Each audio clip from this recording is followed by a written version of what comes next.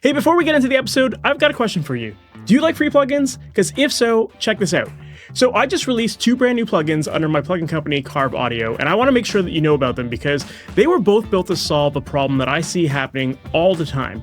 And that is the need for long, overcomplicated signal chains just to get the sound right. The first plugin is called Busboy, and it was built for the mix bus and instrument buses, and it's designed to give you polish, glue, and control, but without having to build a big chain. It combines broad musical shelving EQ inspired by a $10,000 mastering EQ, along with classic bus compression and limiting that helps to glue a mix together and help you get punch. And here's the important part that you're going to want to know. Busboy is completely free right now until March 2nd, so definitely make sure to check it out. The second plugin is called Slapshot, and it's all about adding width and depth, but without the muddiness that usually comes along with reverbs and delays. And it is built around a slap delay approach that I've personally used on vocals for pretty much every mix that I've done over the last 15 years. But the beauty of this plugin is that all of the cleanup is handled behind the scenes, which makes it super easy for you to dial in a sound that sounds nice and clean. And for a limited time, Slapshot is going to have introductory pricing of only $9, so it's super affordable. So if you want to make clearer mixes with fewer plugins, you can grab them both right now at carbaudio.com. And again, Busboy is free until March 2nd, and Slapshot has super low introductory pricing. All right, that said, let's get into the episode. Hey, welcome to the Master Your Mix podcast. My name is Mike Indovina, and thanks for hanging out with me today. Today, my guest is Dan Malsch, and if you're not familiar with Dan, Dan is a mixer and engineer who has worked with a bunch of artists, including Ghost, Gojira, Avenged Sevenfold, and a whole bunch more. He also works very closely with the famed mixer Andy Wallace, with whom he's done a lot of mixes together with. And in this episode, we dive really deep into Dan's process, specifically behind trying to get clean mixes. That is his main goal when it comes to mixing. And in this interview, he breaks down a ton of different techniques and ways that he goes about doing it. Everything from the way he is selective about panning, the gear he chooses, his workflow, some of the tricks that he does with automation. There's a whole lot of stuff that he talks about in this episode that really helps to make his mixes not only sound clear, but really exciting.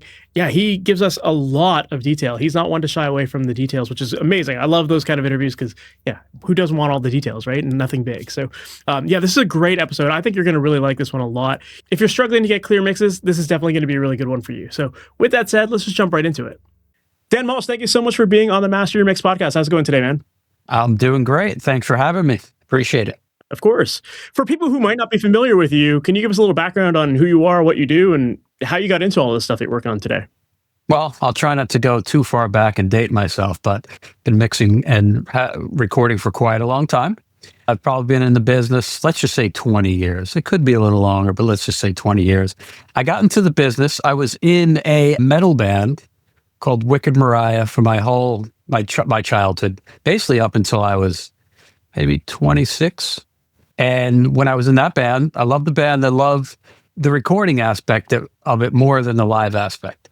So I was always, paying attention to the consoles and the studio and asking the producers and engineers a million ridiculous questions.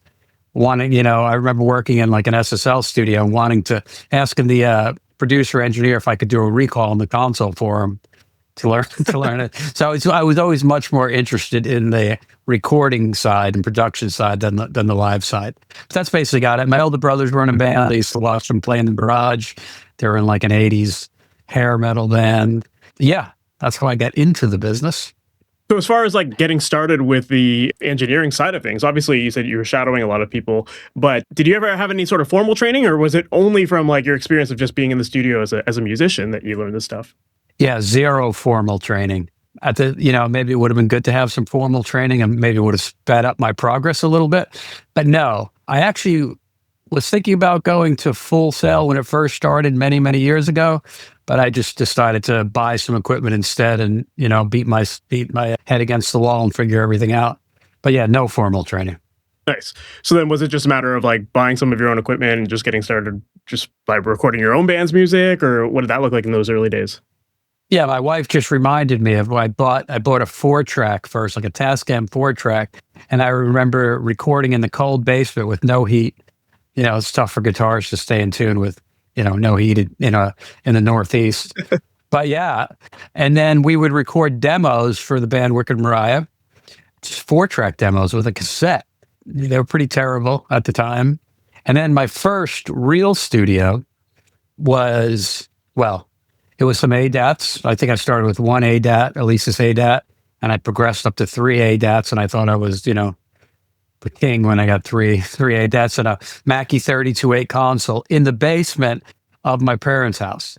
I actually recorded some pretty good projects down there in that basement. Nice. Was it just like your band stuff that you were working on, or were you starting to branch out into like the local scene and start to record other people as well? I branched out into the local scene way before I probably should have. I started recording bands right away. Yeah. I always had a little more confidence, just jump right in and, just start recording bands. And I can do it. I'm the type of guy that says yes to everything and then I'll figure it out. Yeah. I've always been like that. Metallica could have called me and I would have said, yeah, I could do the record. No problem. Let's do it. That's just love that. how I do it. Yeah.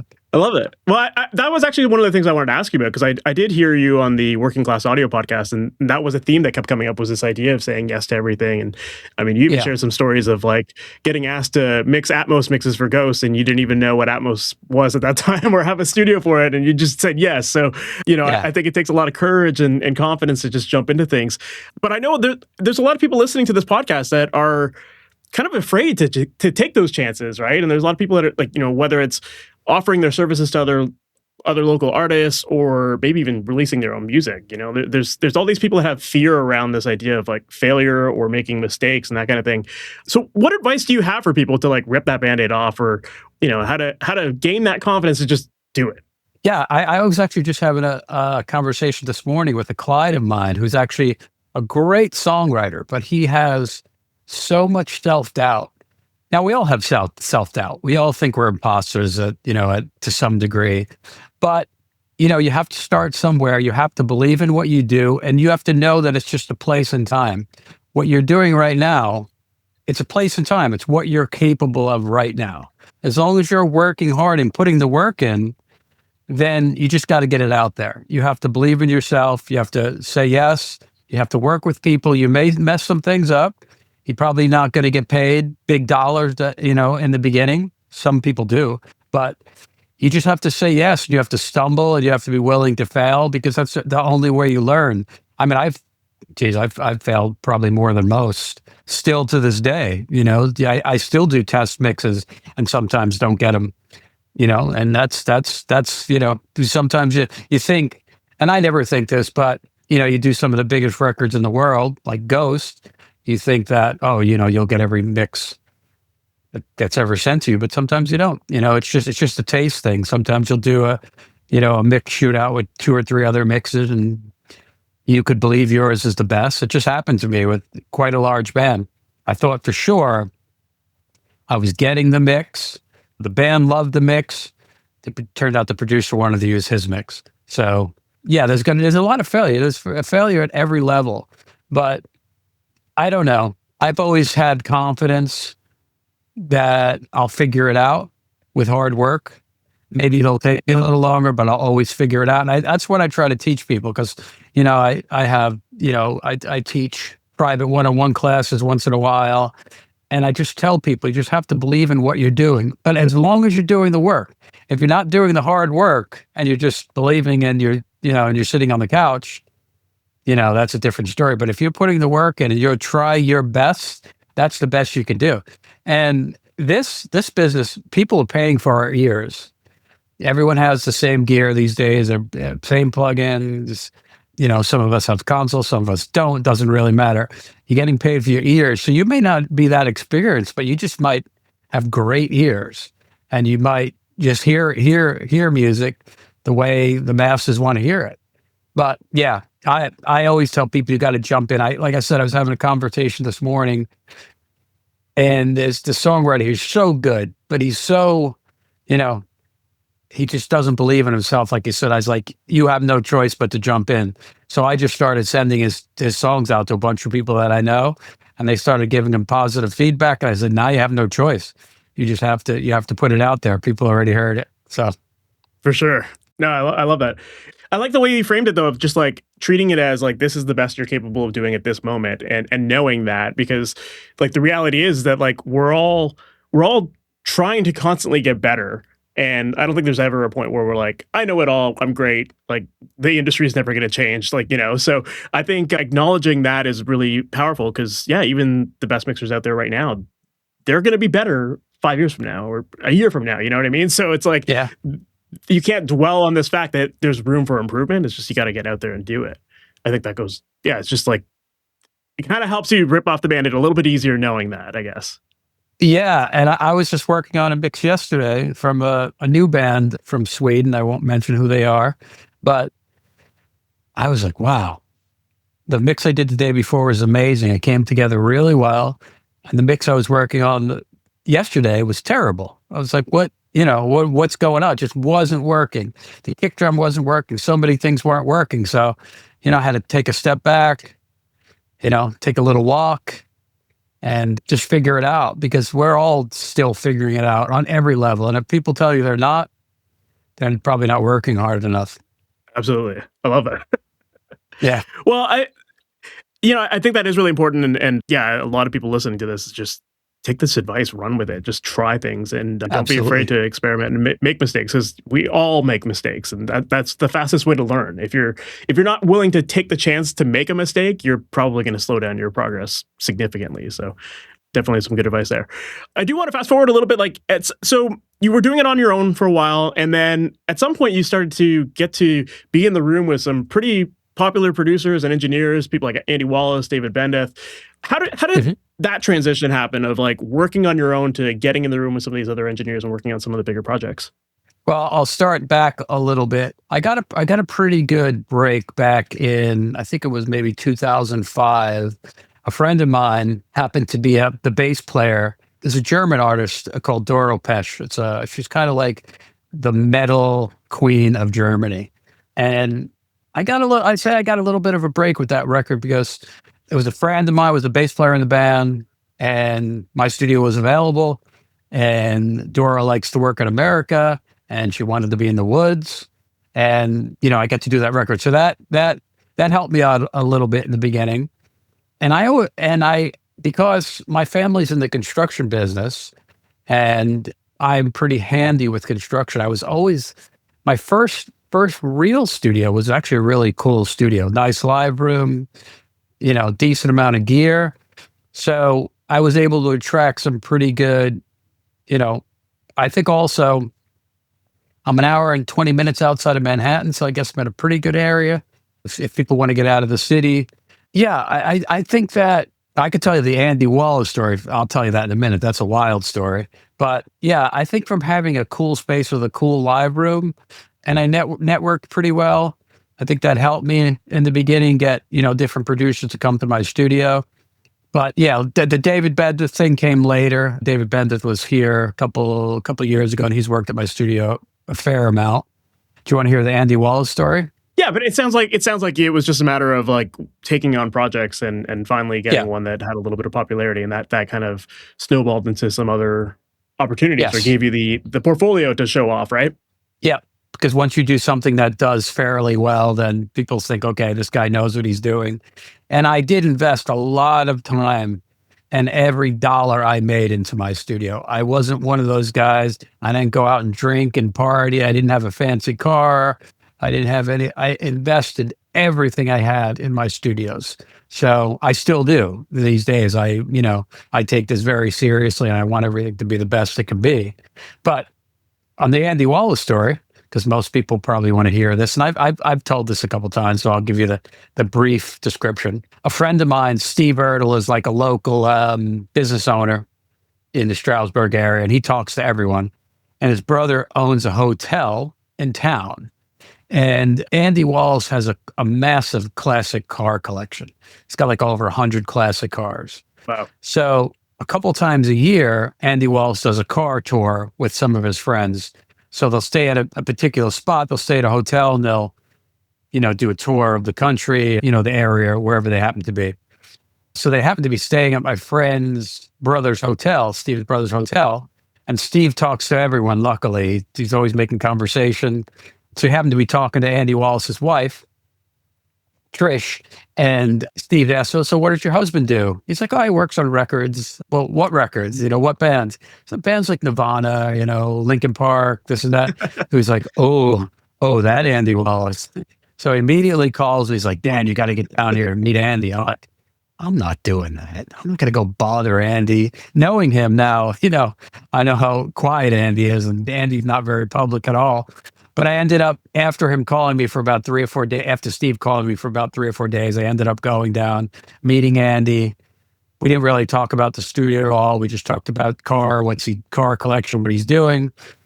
And he ended up calling me, hey, Dan, I want to come see your studio. And he walked in. Andy only lives about 45 minutes from me.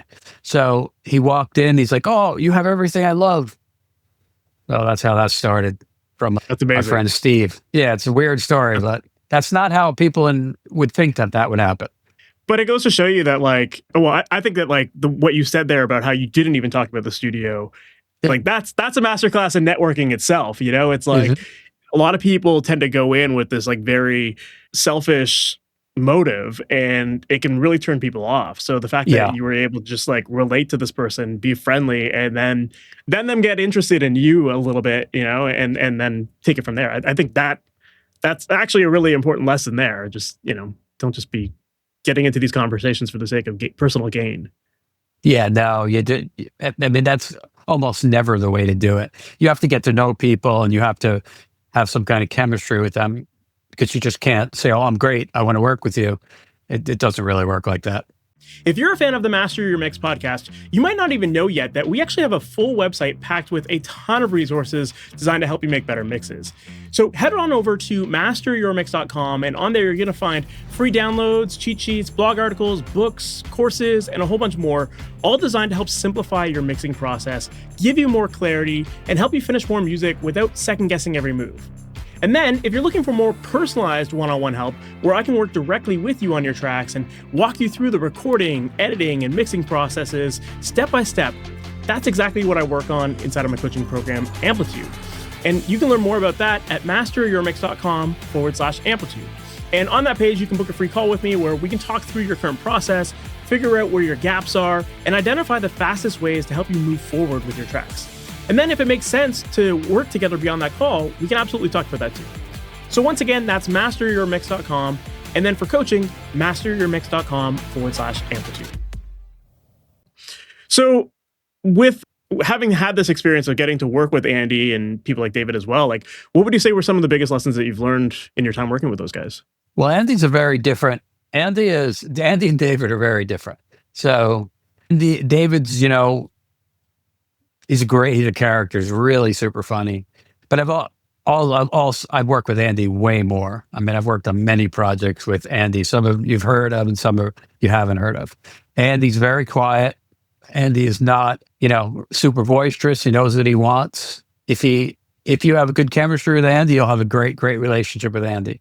So what I learned from working with Andy, as far as mixing, Andy's a great listener. He's not distracted by anything. He doesn't have a phone on him. He's not looking at his phone every 5 minutes. He's not taking a million phone calls. He's just listening to the music and only paying attention to the music. Andy's a minimalist. He doesn't care what gear he has other than working on an SSL, just because that's the console he's used to. But Andy's magic trick is his ears, just his listening. He's able to listen for long periods of time and really dissect what's going on in a song. And he's also very keen on, if there's an instrument in the song, he wants to hear it. He wants to hear everything. He wants to have clarity, because I think that's kind of the Andy Wallace thing, is the clarity of his mixes.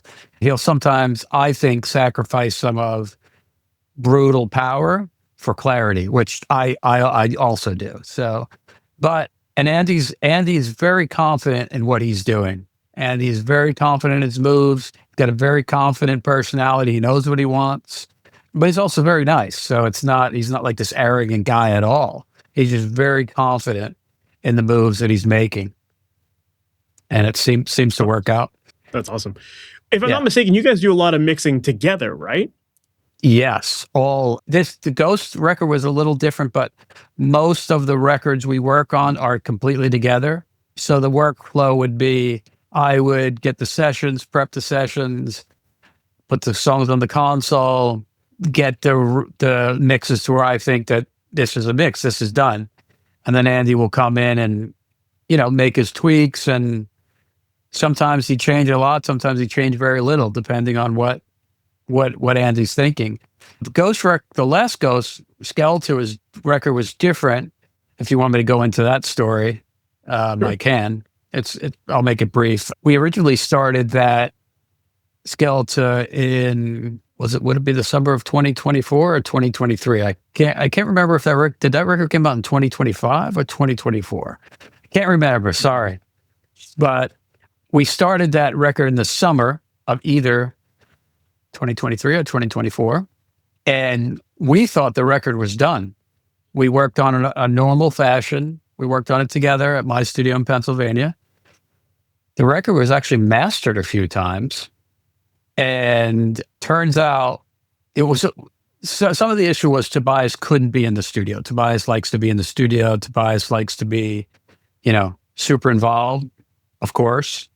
So I thought the record was done. Andy thought the record was done. I get a call in November asking if I would come to Stockholm and tweak some of the mixes. I was like, yeah. And Andy was unavailable. Andy had previous engagement. So I said, sure. So I immediately went to look for an SSL 4000 because that's what we mix the record on. So I could just bring the floppy drives with me, load in the floppy drives and just get the mix back close to where it was, because they didn't have the same outboard gear, and it would have been close. Turns out we couldn't find a studio with an SSL 4000. The only thing we were able to find was an SSL Duality, which is a completely different console. The two consoles don't talk to each other. So there were no more. So now it's not possible just to go in and do tweaks. Now we're doing remixes. So we did the first song at a studio, Immersive, which I love. I had a great assistant, Besma Jabbar, I got to give her a shout out. She made my life. I was very nervous about remixing the whole album on a different console because we thought we were only making some tweaks. We did the first mix on the Duality, which was a song called Satanized. Tobias just turned and looked at me and said, "Can we do them all like that?"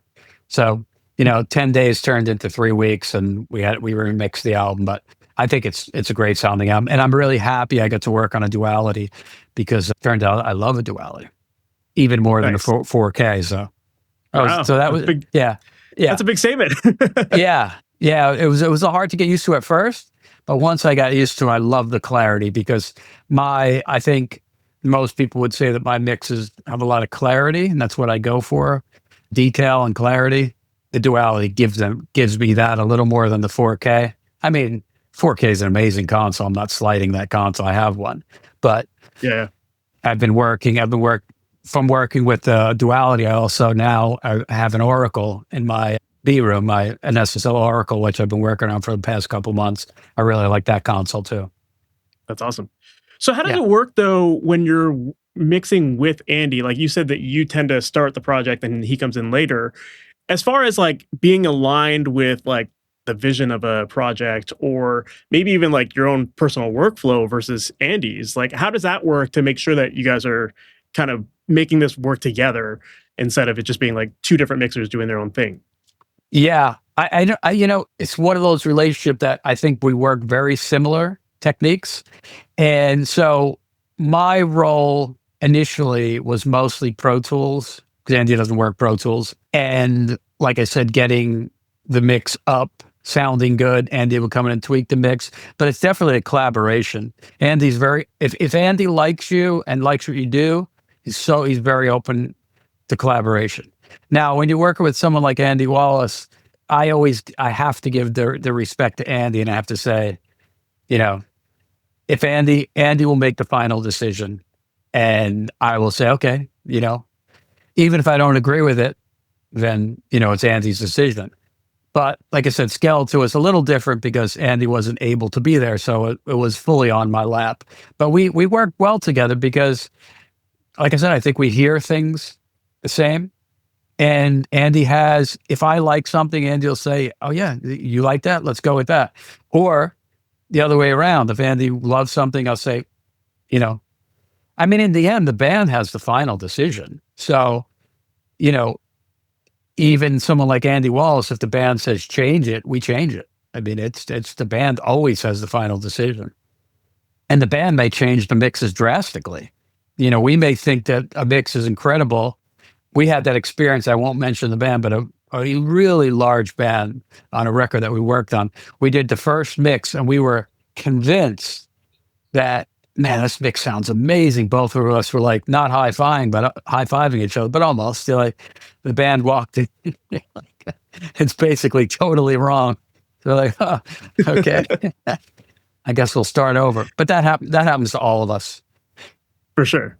You know. But you know what? It's interesting you say that because it goes back to what we talked about earlier about people just taking a chance and getting started with it. Like sometimes when you feel like you've actually nailed it, you do feel like this is like incredible. I'm skilled at what I do.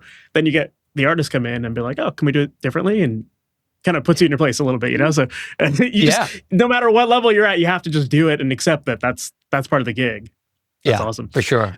I'd also imagine too that like having made many mixes with Andy, like you've both learn each other's like way of doing things or what you're each hearing. So you're probably tailoring a little bit of your process to maybe what, you know, Andy's going to want and that kind of thing too, right? 100%. Yeah. And I have to say that Andy is a blessing to work with. He is for and like I said, Andy is so confident, but almost has no ego at the same time. So, you know, I couldn't ask for a better person to work with. And Andy's opened up a lot of doors for me, obviously. I mean, Andy Wallace is considered probably one of the, you know, the top 5 rock mixers of all time. But I always, you know, if I'm in the room and Andy's in the room, like I said, and Andy says, no, I want it this way, that's the way it's going to be. You know, it's just, you know, you have to take a step back when you're in that position, and, you know, and you can't really your ego can't be involved. It needs to be this way. It can be many different ways, and many different ways could be right. For sure. So with that said, like, how do you typically go about starting a mix? Whether it's a mix of your own or whether you're working with Andy, like what's your mindset going into a new mix, and what kind of things are you typically listening for right off the bat? Well, most of the things that I work on are pretty, I would say, at least hard rock or heavier than that these days. I enjoy every different kind of music. I don't, you know, it's just like the kind of thing when you have success in one genre, that's basically what you get hired for. But I start mixes at the loudest section of the song. So that would probably be the last chorus. So I'm trying to get that last chorus as loud and as brutal as I can possibly get it. Because I know if I do that, and I'm going overboard, because I always go overboard in the beginning. I always go way overboard. But I know if I could do that, and I'm not clipping my compressors, and I'm not clipping my master bus, then I could easily just start bringing stuff down. Because that's what I do. So I started at the top of, you know, I'm crushing everything. But I also have a way. My master bus is kind of, we can get into that if we want to later. My master bus is pretty unique and pretty detailed. So, but I'll start at the loudest section of the song, and I'll start with bass and drums. I'm always starting with like the power trio, then I'll add the rhythm guitars in, and I'll get that sounding as big as I can possibly can. And then I have to try to fit everything else around it. So what ends up happening is I have to bring the bass, guitars, and drums down a little bit. So that's kind of how I start a mix. And I was just having a conversation with someone on Instagram. I actually don't have a drum bus, and neither does Andy Wallace. We don't use, it's I think we might be the only ones. I'm finding out. I'm not sure. I ask a lot of my friends. We use no drum buses, but what I do use is a lot of different buses. So I'll have a kick drum bus, I'll have a snare drum bus, I'll have a tom bus, I'll have overhead bus that includes hi-hat and rides. I'll have a drum crush bus, which is like a parallel bus. Then I'll have I don't know if I mentioned drum room bus. So I have a lot of buses, but I don't have one stereo bus that I bring all the drums to, then compress that. I don't do that. Neither does Andy. It makes sense. You're controlling all the individual elements kind of as like, all the kicks are one kick, not a 3 or 4 or however many you have. So it does make sense in that case. Like once you get the balance and the control of all of those things, that maybe you don't really need that drum bus, right? Because most people are using drum buses just as like a way of gluing like any peaky stuff. But if you've already dealt with that on the individual level, then you're fine, right? I deal with it on the individual level. Every time I've used a drum bus, and obviously 99% of the world uses a drum bus, and they work. It works well. It works great. But every time I try to do it, it just doesn't work for me. So I don't know. It's interesting. Yeah. Yeah. But also the way you described how you have your master bus process, and you start with like the rhythmic foundation of everything too. In some ways, like the master bus is acting sort of like a drum bus or not rhythm bus, I guess, right? Yeah. So you mentioned that master bus being kind of a complex thing. Like what's going on there? Okay, so hopefully I'll remember all the names properly because I'm sometimes bad with names. So on my analog side, so most of the time I'm mixing on my SSL 4K. I'd say 75% of the time. But sometimes what happens is I have a mix on the 4K that's not approved yet, and I need to start another mix. I have 32 channels of Neve summing that I have. So I'm either using my 32 channels of Neve summing or I'm using my SSL 4K. But I'm always hybrid in some way. And my master bus never changes. So whether it's coming out of the summing mixer or it's coming out of the 4K, the first analog, so on the summing analog side, I'm going out of my, like I said, either my summing mixers or my 4K into a Better Maker passive EQ. I'm going to give all the details. I don't care. And I'm boosting, which quite low, which is 30 hertz, but it's a very broad boost. It's like a Pultec. So that seems really low to boost, but it works because it's very broad. So it's boosting into 40 and 50 and 60 a little bit. And then my next piece is an SSL Bus Plus, which is my favorite master bus compressor. So I'm actually using that I'm not using the compressor on the console, which is the classic because it doesn't have the filter on it. Yeah, so it pumps a little bit. And then from that, I'm going into my DW Fern VT7, which I kind of brutalize. There's no compression happening at all with the detector, but I'm hitting the tube so hard that I think it's compressing a little bit. It would have to. Just pushing the input gain on that. Yeah, pretty hard. That's on my analog side. I think pushing the DW Fern is what I've grown to really love, and I've been doing it for about 10 years. And then, so that's on the analog side. And then I'm printing back into Pro Tools. That's what I'm printing back into Pro Tools. Oh, I'm sorry. It's going from a Burl B2 Bomber, which is my A to D converter. So it's going from the analog side into the Burl, then back digitally into Pro Tools. So then on my plugin side, I'm doing for Metric Halo and Make Believe Studio, I'm using Mixhead, which I absolutely love. And I'm actually using Rick Carson's preset. Sounds great. Cool. Yeah. That's a great plugin. I love that one. That's a really good plugin. And then I'm using after that, I'm doing subtractive EQ with a Fab Filter Q4. And then I'm using UAD's Pultec, which is my favorite Pultec plugin. I have a pair of Pultecs, but I think for one, my Pultecs are old and the balance of each is slightly different. But I think that the UAD Pultec is great. Then I'm boosting a little 60 hertz. Now, these are very little. This is like 1.5 dB. All of my moves are very little on the EQ. And then after that goes into SSL Imager. I used to have a Fusion, which I lent to a friend and never got it back. So I'm using a plug-in version right now. So it's just a little bit of widening, nothing crazy at all. And then it's just after that is a limiter, which I mix into a limiter all the time. I work with Ted Jensen almost exclusively. and Ted uses some of the same gear that I use. So I'll actually send my presets over, or I'll just take a picture of what I'm doing with my limiting. And I'm not limiting a lot because I'm doing so many little steps of limiting with compression, and my limiter is just 1 or 2 dB. And I mix into a limiter because I know that's what's going to be used in the end. It doesn't make any sense for me, not to mix into a limiter, knowing that it's going to be limited, because everyone wants their record to be at least 7 LUFS, 6.5 sometimes these days, sometimes louder. And that's all I use. So there's just, and ozone is my limiter. I was using a Fab Filter for quite a while, but I switched to ozone. Like I said, not a lot of limiting at all, but little But it stages. makes sense the way that you're staging everything earlier. Yeah.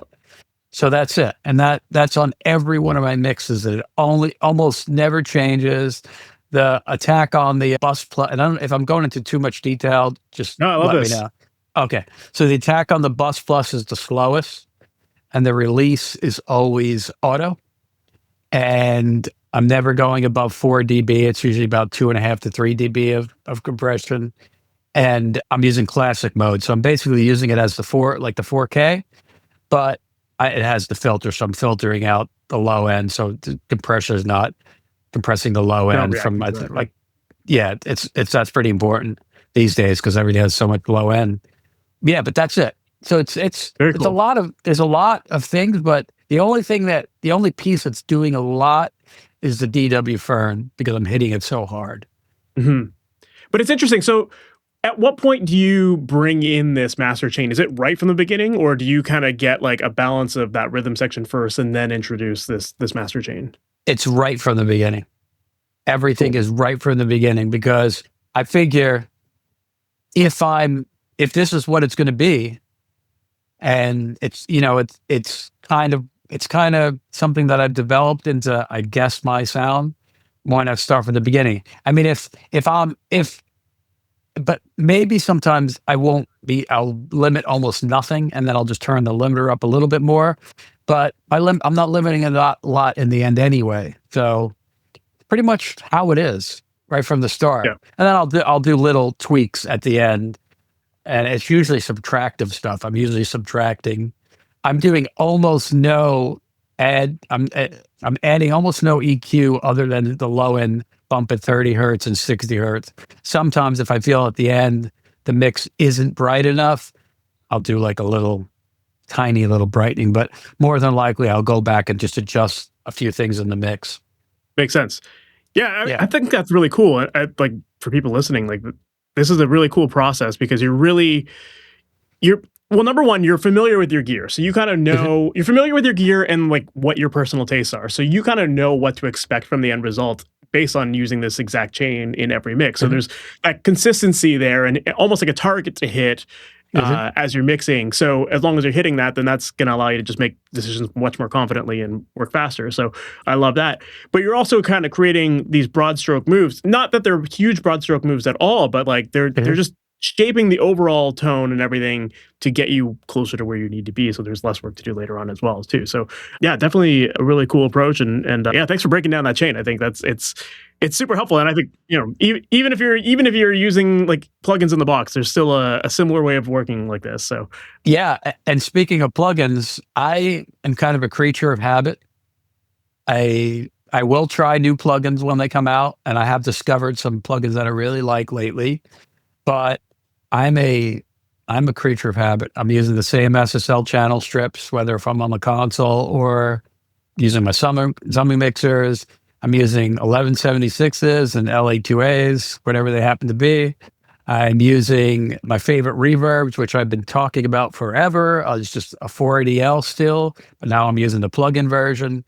And I used to have the hardware AMS and the 480L. Now I'm using plugins because they got so noisy and they're hard to repair. So I'm using an AMS reverb, a 480L, and my new favorite reverb is David Bendeth's verb from Make Believe Studio in Metric Halo. I absolutely love that verb. But I'm always using the same stuff. The only time I use different stuff is if I'm sent a project, and this is probably a good thing for people to know, I have to make sure that every plugin that, if I'm getting the Pro Tools session, that every plugin that is in that session, I want that plugin to be on. I want to start with how the band left off, because a lot of times when you're doing the, you know, I don't know how to say it, the bigger projects, the more developed bands and seasoned bands, they really know what they want most of the time. It's very rare that I get a mix, or I'm sorry, a Pro Tools session from, you know, like whether it be like Avenged Sevenfold or Gojira or Ghost. It's really thought through. And it's, when you get that mix, the Pro Tools sessions, a lot of times you're like, oh, well, how am I supposed to make this better? It's really good. So you have that little bit of nervous sweat for a couple of minutes. And then it turns out that, you know, you can always make it better. But the projects are coming to us at that level that they're very well defined. The vocal sound is usually pretty well defined. And then I'll end up usually, once we start going to the console, because the console has a particular sound, and even my summer mixes, I'll start backing down some of the plugins. I won't get rid of them most of the time. I'll just back them down, because we're using compression on the console. We're doing a lot on the console. It's not a big summing mixer. We're doing a lot. Gotcha. So it's not, a lot of times it's not a matter of me getting rid of plugins, unless I have a conversation like, oh, I hate that. That was just like a placeholder. But that very rarely happens, because the producers they know what they're doing. Yeah. So you're being consistent in the plugins that you would work with, or the chain that you would typically want to add after the fact, but you're preserving like what was originally there. 100%. Yeah. Very cool. Because I think early in my career, I would have, you know, took some plugins off and said, oh, I don't think those plugins are good. I would, you know, a perfect example, whatever the original Digiverb 1176 is, what is that called? I don't know, a Bomb Factory or something, maybe? Bomb Factory, yeah. You would be surprised how many big albums have a Bomb Factory plugins all over them. And everyone's like, oh, it sounds horrible. Yeah, I'm pretty sure it's TLA's like standard compressor that he loves. It's on probably every major record I've worked on. So I'm not going to be like, oh, well, I have to use the UAD plugin because it sounds better, because it's going to change. And you got to remember also, the band is used to listening things in a certain way. They probably listened to that record 6 months before, or a year before you got it. So once you start, you know, changing stuff too much, that's also one thing I learned from Andy also, is Andy really, he's very, very in tune with what the band sends him. He's not going to all of a sudden start making drastic changes. He'll have a conversation with the band first. You guys like where this is going? Do you hate the rough mix? Do you really like the rough mix? You know, so that's very important, actually. Yeah, I guess at that level, you're working against demoitis, but like with high quality tracks to begin with. Yeah. So yeah, it's really difficult sometimes. For sure. Earlier, you mentioned when you were talking about your master bus chain, you had mentioned that you'll use like an SSL imager plugin. And that was one of the things I was also curious to ask about, was like, I find that your mixes, it sounds like, I mean, you do a great job of getting really wide sounding mixes. And I feel like there's also some strategy behind some of the way that you pan things. And I could be wrong about this, but to me, it seems like some of your bed tracks are like slightly panned inward, just to make sure that like other tracks can live on the extreme ends and like give you more of that width when like background vocals come in, or like guitar accents or stuff like that. Do you agree with that? Am I hearing that correctly? You nailed it 1,000%. Yeah. I mean, absolutely. I will, whatever I want my widest things to be will be pan wide. And then there's lots of different panning all over the mixes.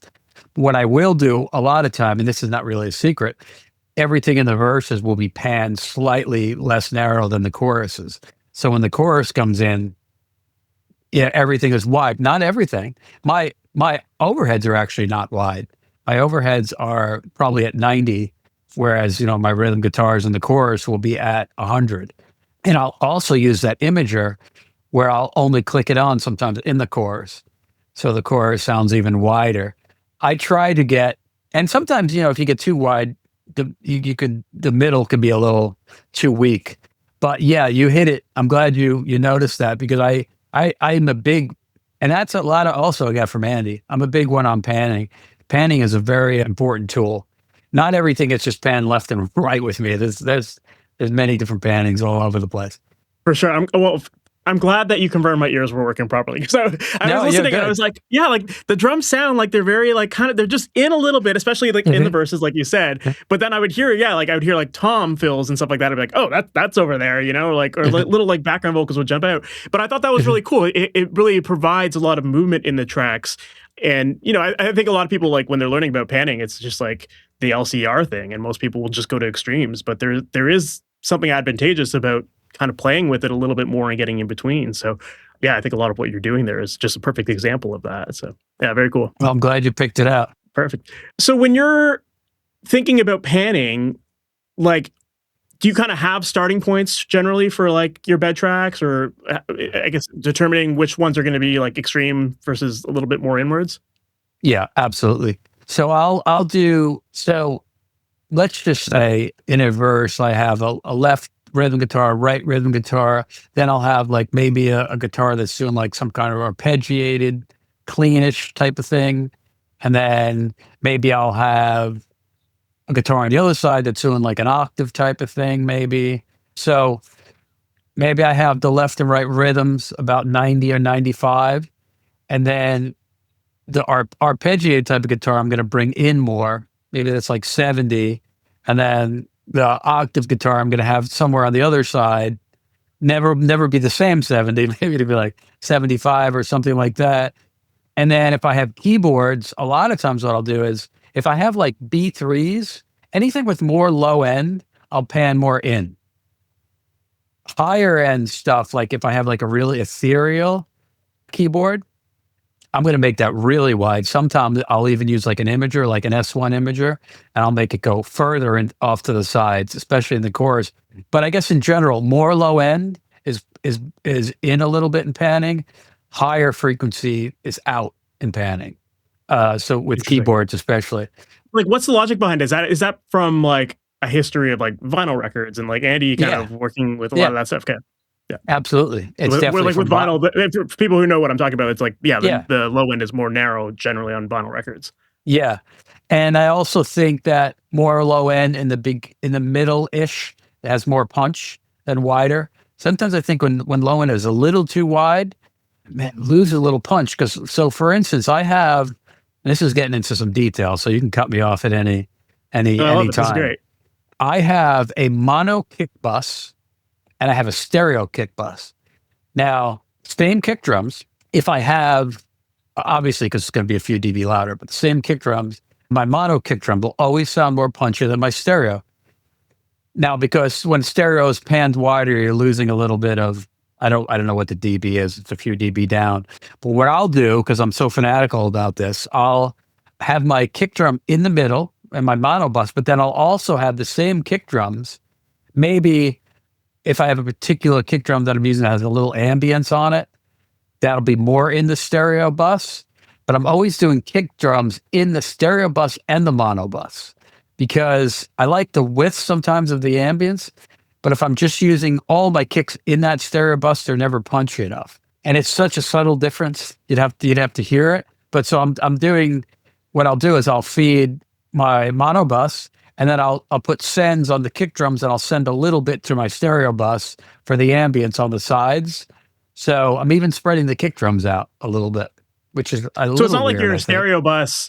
It's not like your stereo bus is just like reverb. It's actually like a blend of reverb and yeah, very cool. Yeah, that's very interesting. It's weird. I'm sure. I think I've even heard you say that Andy has like a similar approach with bass as well, where absolutely, the SPX90 that he likes to use as well. Andy, when we first started doing that, I was like, what is he doing? It's like it sounded very odd to me until it was in the mix. And because it's a substantial amount of chorus, but a lot of times it'll only pop on in the chorus, and we'll roll some low end off. So it's just giving a width to the bass. So it's somewhere in like a lower tuned guitar frequency. It's not super low. It's probably filtered at 80 hertz, maybe 90. So it's not low bass. And he'll click that on in the chorus and like, oh, that does sound cool. It's blended low. It's not It's not a feature. We used to use the XPX 90. We started this, then the 990, and now we're just using a Valhalla plugin that Oh, cool. has, yeah, because the stuff's a little noisy and getting it repaired. And now what I've run into, and I don't know if you've run into this, anytime a mix has a little bit of hiss on it, or if we're using like a vintage piece of gear or even tape, printing to tape, sometimes bands are like, what is that? What is that hiss? It's like, that's either It's the tape analog or sound, I guess. it's like, yeah, it's like, I don't, and younger musicians and artists are so sensitive to that. Like, I don't know if I'm getting old and I don't hear that as well as some of these younger guys do, but I'm like, what are you talking about? It's what, maybe I'm used to it, but I end up having to really be careful with that kind of stuff. I'll have to really mute it when it's not being used. And, because a lot of times, I don't know. I mean, I'm getting older, so maybe my hearing high end isn't as good as some of these, 25-year-olds, but they're hearing hiss that I'm not hearing at all. So sometimes I have to have my younger assistant or engineers come in. You hear that hiss? They're like, yeah, I hear it. I'm like, yeah. And you got to be careful with like some of those plugins, like the Waves ones have that analog mode, right? And like that's just noise. So like, yeah. That's my assistant AJ. I don't like to use that word, but another engineer that works with me, he's constant. I mean, I'm going to out myself, but I don't care. He's constantly coming in and turning that stuff off and like H delay. He's like, you don't hear that? I'm like, no, because I've been mixing with it for a day and a half and I'm used to it now. He's like, oh, you got to turn that off. And I'm like, oh, now I hear it. So he'd be constantly coming and turning that off.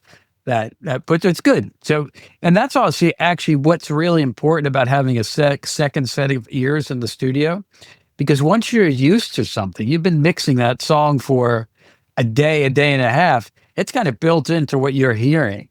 So when someone comes in at the end, like my cousin John Idevio, he has a studio in upstate New York called Front Row. He's a great mixer. And AJ Larson is also a great mixer, and another one that I work with, Besma Jamar. We did the Ghost Mix together. I'll send my mixes a lot of times to them before I send it out to clients. Just feel like, you guys hear anything weird? Because sometimes in your own, it's like you're really in a vacuum when you're mixing mostly by yourself. I don't, and I love when people critique my stuff. I'd rather they do it before I send it to the client. They're like, you totally missed this thing, because we all miss stuff. We all miss stuff. Yeah. And especially with like all of that noise stuff that's going on in the plugins, it's like when you've just had that playing all day, even when music's not playing, you're still hearing it. Like, the plugins are just live. So it just becomes this like, quite literally is white noise. It's just, your ears are just used to hearing it. So they do. Yeah. So it's so easy to overlook that stuff. Also on that front though, I do think, so I have my hearing test and my hearing's pretty good, but it's not like it was 20 years ago. There's no way. But, I for a while I was concerned about, I was like, oh, I can't hear what, these younger guys can hear. But man, my audiologist explained it to me. It's, what should be there. Even if you're not hearing it like a 20 or 30-year-old, and maybe some of your roll-off is helping you, because then you're making some stuff sound a little more exciting. There's many, everyone has different levels of hearing. What's good about my hearing is my left and right is really balanced. So, but man, when you get older, there's no one that has, especially I was in rock bands in the 80s and 90s. And,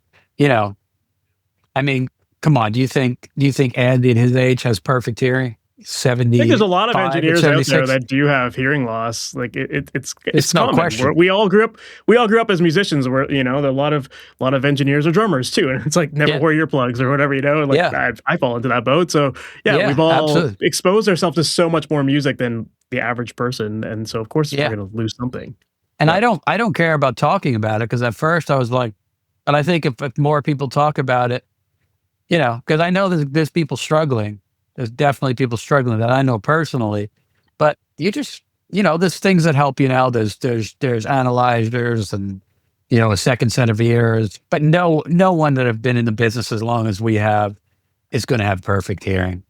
I mean, some people might be lucky, but most people won't. So you just have to, and you're just going to adjust things with how you hear it, and hopefully most people like it. But For like sure. my point about this is having a second set of ears is very important at the end, Absolutely. especially. Absolutely. Well, on that note, like obviously there's your own ears, which are gonna let you hear the frequency spectrum a certain way, but obviously rooms also play a big part in that too. Do you ever Mm. use any sort of like room correction stuff to like help you kind of get a baseline when you're switching between studios or anything like that? No, I probably should though. I'll tell you real quickly because I mix in my studio so much, and I've been mixing. Other than recently, I've been mixing on the same Atom pair of monitors, old, I think the A7X, old, S3As, whatever the old three-way Atom monitors were. I was mixing on those monitors for so long. I just knew exactly what they sounded like. There's no guessing. Only recently, and I'll get back to your question, I switched over to KSD monitors, which I'm actually absolutely in love with. I have I should know models because I love this company. They're I think it's an 8-inch. It's a three-way. No sub though because it goes so low. But I'm switching over to KSDs completely now. I'm going to get there. They have like a line array. But on that front, when I went to work on the Ghost record at Immersive, which is a beautiful studio, it's beautiful. They have all Genelec monitors, which are completely different than I'm used to hearing. I mean, absolutely different. And the rooms sound really good. I was so confused by that studio for probably the first week that I ended up mixing a lot of that record on Audeze headphones because I got used to it probably the second week, which took a long time, but I really had to rely on my engineer, Vespa. She's like, no, it sounds good. I was like, is there enough bass? She's like, yeah, there's enough. And I was like, it sounds like there's too much. She's like, no, you got to really push a lot of bass in this room. So you have to trust. And then obviously you go home at night after your ears are completely fried because those days were like 16-hour days at least. And you're trying to listen in earbuds and you don't know what you're hearing anyway. So, but no, but I probably should. But I don't have any room correction at all. Interesting. But it just goes to show you how much you know your room, right? Like Yeah. that's such a massive part of it. My Atmos room does because there's so many speakers that Daryl, the tech in the studio, you have to have that. But in my main room, I have my KSD monitor just sitting on the meter bridge of my SSL console. There's all sorts of reflection going on, and it probably is wrong in many ways, but I know it, so it doesn't really matter. Yeah. Yeah, it doesn't matter if your room is imperfect as long as you know it really well. Yeah. Like I feel the same way. Like I've worked out of so many amazing studios, and I always kind of feel uncomfortable in those rooms because they never sound as good as my basement. Yeah, weird. With like my KRK monitors that a lot of people shit on, but I love and I know them so well. Like I hear things on those that I don't even hear on other speakers just because I know this room so well. So yeah, there's been many multi-million-dollar rooms that I've gone in. And I'm not knocking, that I'm very confused. But I guess the person who's been sitting in that room mixing, he knows that room completely. So, but even though I have so much gear, gear is so secondary. It like even monitors, it's just what you like. Andy Wallace has been using the same pair of beat up Genelec. What is that model? Whatever that first model is, it's a two-way.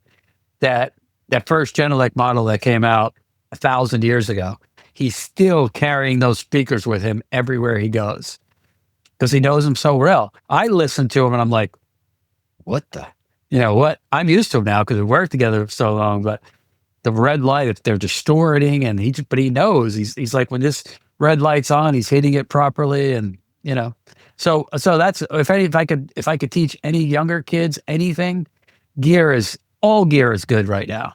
All gear is good. You don't have to spend $20,000 on a microphone. All those microphones are at this point are an investment. It's like I have so much classic gear. It's an investment at this point. But to go out and buy that stuff at this point, it's ridiculous. I'm sorry. It's the retirement fund, all of this analog gear. It's a retirement fund. That's what it is. It just sits there and it keeps appreciating. But I wouldn't, man, there's so much, you could spend there's so many great $1,000 microphones. I mean, I don't know. Sometimes I can't tell the difference. I mean, there are Fair. some microphones that I absolutely love and I use daily, and they're like my vocal chain. It's irreplaceable for me. But man, gear is not. There's no. It's all good. It's just different flavors. Fair. Love it. Well, going back to your mixes, how do you know when you're typically done a mix? When I'm done, Yeah. I have really. I don't have a hard time finishing a mix. When I am doing the tiny little moves over and over again, the mix is done. Like if I'm listening through a mix and I'm adjusting this thing 0.3, 0.2, and I could hear that stuff. I really can.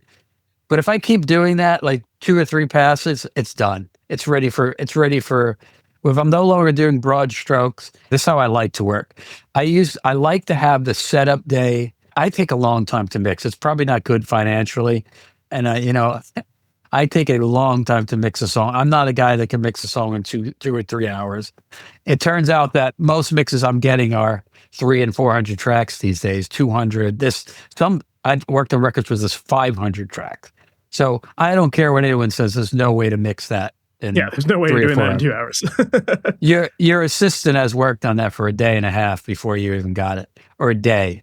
So I like to have a setup day where all of my technical stuff is worked out, or at least a setup 4 or 5 hours where everything is where I want it. The mix is sounding pretty good. So this way, the next morning I could come in and I don't have to do all that technical crap. And a lot of times my assistant will do it, but I have to say I'm very hands-on. I'm very I want things done a certain way. I absolutely want things done a certain way. And if they're done slightly different, I have to go back and look at everything anyway. I'm a tweaker. I look at everything. I look at every drum hit. I look at that. And that's not even saying that I'm going to move it. I'm not going to go and put everything on the grid. I just have to look at it to be sure. I have to check phase on everything. I'm definitely a tweaker. But how do I know it's done is, I'm going to 2 or 3 or 4 passes and I'm just doing the little ridiculous things that sometimes I like it, sometimes I don't. If I'm going back and forth, sometimes I like it, sometimes I don't. It's time to let someone else listen to it. Yeah, I find most people have a pretty standardized way of working. And you talked about this already too, where you'll work on the rhythm section. And so there's a specific order of instruments that most people tend to work on. And then there becomes that point where once you've set up that foundation, you start kind of fine tuning a little bit. But then, once you're in that cycle of just little details, that's usually a good sign that it's worth just stopping and giving it to the client, see what they think, because it might be completely off from what they want anyway. So why stress yourself out over a couple dB or half, quarter of a dB or something like that, right? Yeah, because then we've just wasted more time because we're doing all these little tweaks and things we think is cool, and they don't even like the mix. They don't even like the overall. The big picture is shit. Yeah. where I struggle, and I don't know if you've run into this. There was a really big mix that I did recently, and I didn't get it because I was sent basically DI'd guitars with no guitars printed. And that's really, there was no commitment at all in this mix. Very little commitment. So then you're just guessing. And there wasn't even a reference mix. So that can be really tough sometimes because you're guessing, okay, should I go with a Marshall? Should I go with a Saldana? Should I go with a Bogner? And who knows? That's really tough. That kind of stuff is where a mix could end up taking you forever because there's no commitment. The producer or the band, they didn't commit to any sounds. I just went through this, and I won't mention a name. This is in the past week, where a client sent me the album to mix, and it was all DIs. And I said to him, well, what are you guys thinking about? I didn't want to sound like. He's like, no, we want you to use your vision. That's tough because my vision might be totally different than what you're thinking. And likely is. It absolutely. I mean, I asked, well, is there any reference mixes? No, we don't have reference mixes. It's so there's absolutely. So what end up actually happening is I mix My wife says I share too much, but I don't care. I say whatever it is, and it is what it is.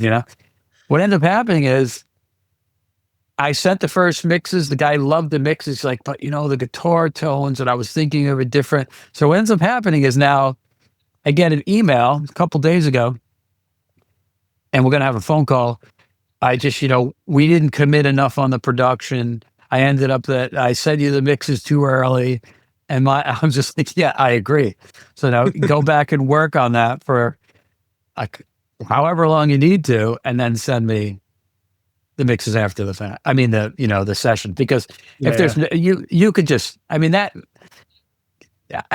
would, that could take a month to mix that, and never really, and go back and forth printing guitars, DI guitars, reamping. It's just, and those projects you should almost, now I understand, people need work, and those projects, man, they're tough to take on. I 100% agree. I always find that anytime someone just gives me DI tracks and is like, we trust you. Yeah, it's like, please don't. Yeah, please don't. Because I know that we're going to have so many revisions on this while we just try to figure out the guitar tone that you actually have in your head, So it's just like, give me that sound. Even if someone gives you like a ballpark of whatever, they name like 3 bands. Yeah. I guarantee those tones are all completely different from each other. So it's like, what is it that you actually lean into or like from those things? Like there's always a vision there. It's just people have to learn to communicate that better so that the process goes smoother. But yeah, it's definitely difficult. If I could tell a younger engineer anything, because like I said, just went through this, man, it's almost better. Now I know there's a financial, issue to a band. Send your mix, they're going to pay you money to do it. You're like, okay, I'll take it. But it's going to end up really biting you in the butt, because that band didn't really have, they still don't know what their vision is. So they're taking you on almost as a producer to try to help them find that vision. But that could be, especially if you're not in the same room. If you're in the same room, simple. All right, let's go through some guitar sounds. You like that? If you're in another country, like that's what just happened to me. If you're in another country, it's tough. So absolutely. If you can say, hey, let's revisit this in a month or two, I would suggest that, because that's what my wife just told me this morning. So I should listen more. So at the end of the day, then, like, what ultimately makes a great mix in your mind? For me, it absolutely is clarity. I can't get on with mixes that have any kind of mud in them. Now, I'm sure some of my mixes do. So basically, if an instrument's there, you should hear it. Even if it's just subtly, you should hear it. I don't like any masking. I don't like when, I like everything to have its place. Bass guitar to have its place. Rhythm guitar to have its place. I'm looking at a mix and like, these instruments are going to cover the low end. These instruments are going to cover the mids. These instruments are going to cover the high. So what makes it's a clarity thing for me. That's probably why I like the Duality and the new Oracle a lot, because they're very open, clear sounding consoles. I will favor clarity over power sometimes. And that's sometimes where I'll lose out on a real brutal mix. I won't get the mix because sometimes I'm hearing stuff a little too clean. But that's just how I hear things. It's hard for me to get away from that. So, I wish I could name a mix. Well, some people would say about Ghosts, like Skeleton, it's not, heavy enough.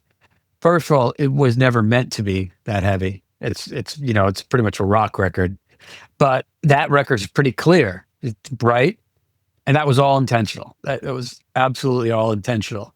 Yeah, I don't know if I answered the question, but clarity is a big thing for me. And I'm always searching for that.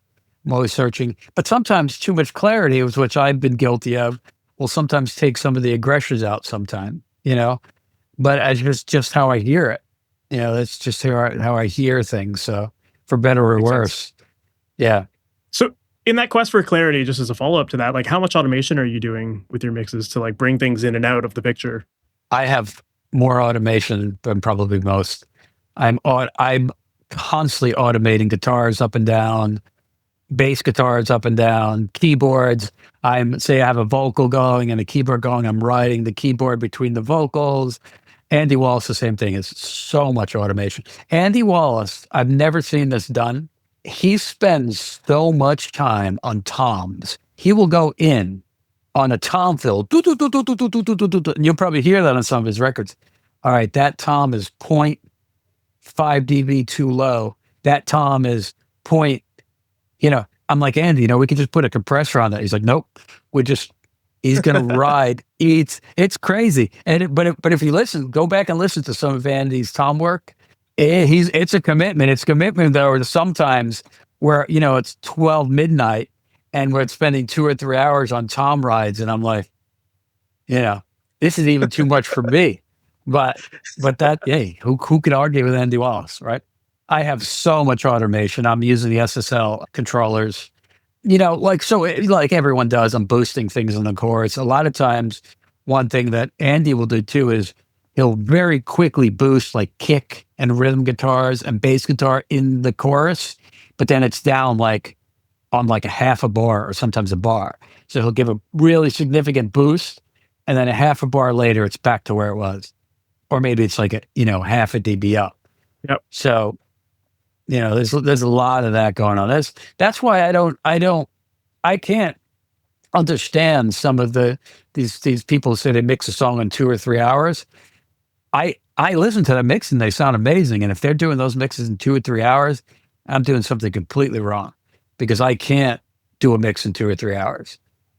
I guess if it's a simple, 24 track, yeah, you could probably do it in 2 or 3 hours. But in the past 5 years, I've never been sent a song which is not at least 100 tracks, and that's a small. If I see 100 tracks, I'm like, oh, that's a small session. We're doing good. But and I'd also imagine too, with your workflow of having the desk in front of you too, like you're doing a lot of consolidating work ahead of time too. So that takes a lot of time just in the organization itself. The organization is more than half of the mixing. So you probably are making those mixes quickly. It's just that organization step that's taking so long. That's exactly the right way to put it, because my console's 48 channels. So I have to somehow get a 500. There was a big record that Andy and I did. Some of the mixes were 500 tracks. So we have to get 500 tracks. Yeah, it's crazy, right? We were both sweating. Like, we had to get that down to a 48 channel console. So there's a lot of decisions that have to be made. Yeah, that's a lot. But I guess it also makes you realize like what's important in the mix and what's not as important. Absolutely. Yeah. There's only so much space. Like, for sure. There was a mix that we were doing, and I don't want to say the instrument because it might give the mix away, but they were like, I can't hear this little piece of orchestration. And I was like, no shit, you can't hear it. It's like 500 other things. It's like we're doing everything we can for you to be able to hear that, but there's only so much room. There's at some point there's no more room. So something has to go down for those things to come up. There's just Yep, that makes sense, and I could totally hear that now. Like, I was going to ask you about this because I do feel like with your drums, like you do a great job of getting like your kick and snare to be really punchy and like forward in the middle of the mix, but they're never in the way of the vocal. So you can, now that it is this automation, like push and pull stuff going on that definitely makes it work. So that's awesome. I've loved learning more about your process here, man. Like, this has been great. And just to hear like the way you map things out and like all of these little things that you're doing to make it all come together is incredible. So thank you for taking the time to do this and share all this with the audience. If people want to learn more about you or maybe even work with you, like, what's the best way for them to do that? I guess Instagram. I don't do too much on Facebook. I think my Instagram is Dan Malsch Music. I communicate with a lot of people on Instagram. I answer everyone's questions. I don't hold anything back. But I have a website too. I think it's Dan Malsch Music. Mostly Instagram is how I communicate with people. Awesome. Well, Dan, thank you again for doing this. I really appreciate it. No problem. Thanks for having me. Thanks for all the great questions. So that was my interview with Dan Malsch, and I really enjoyed that. I thought he was very thorough with his answers, and that stuff's always really helpful, right? It's good to hear the full process and really understand the tools and the signal chains and all that kind of stuff.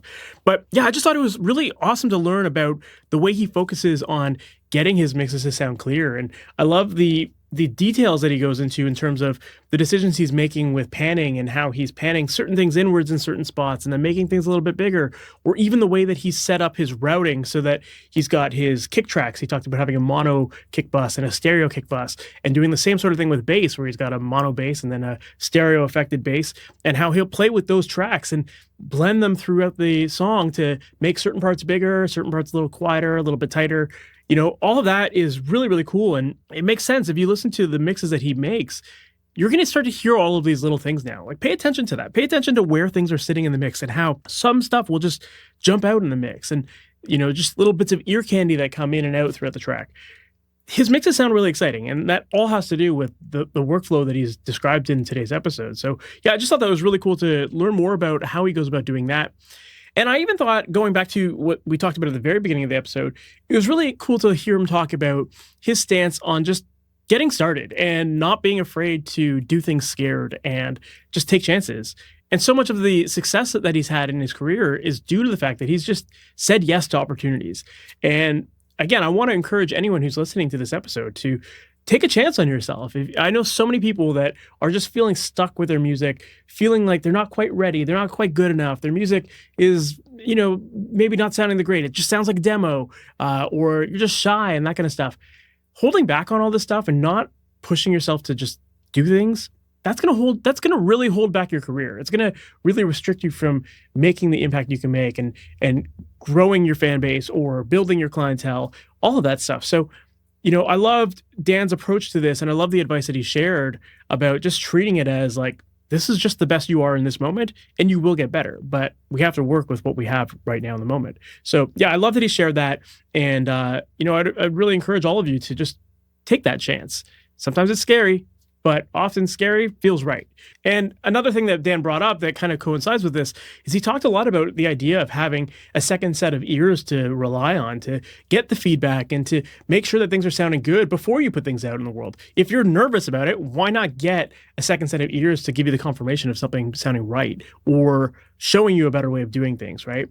And so if that sounds like you, if that sounds like something you would find helpful, that's exactly what I offer inside of my coaching program, Amplitude. And in that program, I'm working one-on-one with my students. We're establishing what your vision is early. We're walking through the steps of recording, editing, mixing your music, making sure you know what steps to be taking at every stage of the process. And throughout that entire process, I'm working with you. I'm walking you through the process. I'm hopping on calls with you. We're mixing together. We're doing all this stuff to really make sure that your vision comes to life and that the sound that you hear in your head comes out of your speakers. So if you'd like help with that, to finally feel proud of your music, to finally feel like you've got your skills at the level they need to be to maybe get clients or just to release your own music, that's what I'd love to help you out with. And if you're interested in learning more about that, make sure to check out MasterYourMix.com/amplitude. And on that page, there's a link where you can book a free call with me. I'd love to learn more about you and your music and what you're working on, where you're feeling stuck, where you feel like you've maybe plateaued, and see if I can help you. If it seems like I can help, we can talk about working together. If not, no worries. I only work with people who I truly believe I can help. So once again, make sure to check out MasterYourMix.com/amplitude, book a call, and let's chat. Now, with that said, we've reached the end of this episode. Thank you so much for sticking around, and I can't wait to chat with you in the next one. We'll talk soon. Have a good one. Take care. Thanks for listening to the Master Your Mix podcast. Please make sure to subscribe on your favorite podcast app and leave a review. If you have any questions or comments for the podcast, send an email to questions@masteryourmix.com.